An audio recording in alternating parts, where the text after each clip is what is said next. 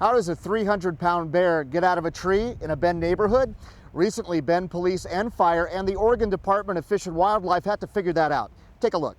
We want to put the bear onto the yellow line. He's not on it yet, okay? We got the call here at 9 a.m. and discovered that the bear was up in a tree in this residence yard. Called ODF&W, and they came out and assessed the situation, which was rather unique because of the cliff in the back.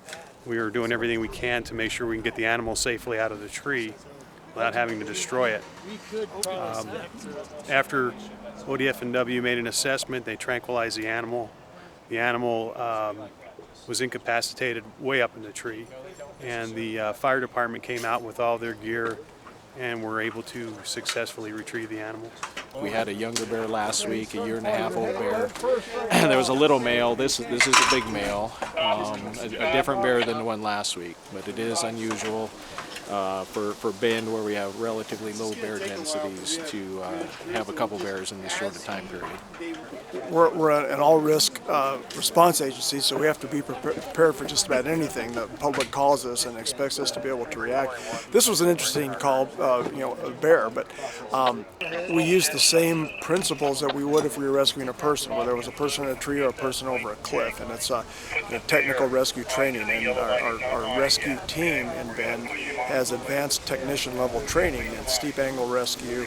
But when a bear gets in the city limits, close to houses, close to where people are, close to kids, the biggest thing is you don't want it out running around. So it was in a tree, and we took this opportunity to be able to tranquilize it in the tree. Most of the time, usually when you dart them, they do go up a tree slightly, and quite often they will come out on their own. Occasionally, this is the second or third bear that has actually stayed in the tree. Most of the time we do have to go up after them and somehow get them down out of the tree. You usually rope them down, similar to what we did today.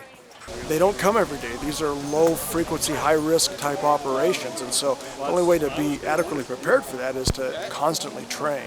And that's why the value and the time and the hours we put into training are just as important as our response capabilities.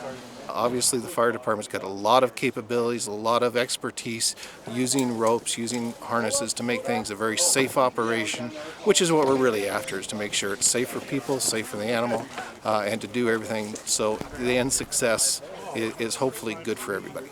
This is certainly a multi-agency operation here in which Oregon Department of Fish and Wildlife, Bend Fire, Bend Police Department came together and were successful in getting this animal safely out of the tree. This bear will be released up into the Cascades. It's going to go about as far up as we can actually drive it to get it to it, to be up as far away from people, campgrounds, that type of thing, to give it a good chance to stay out of trouble.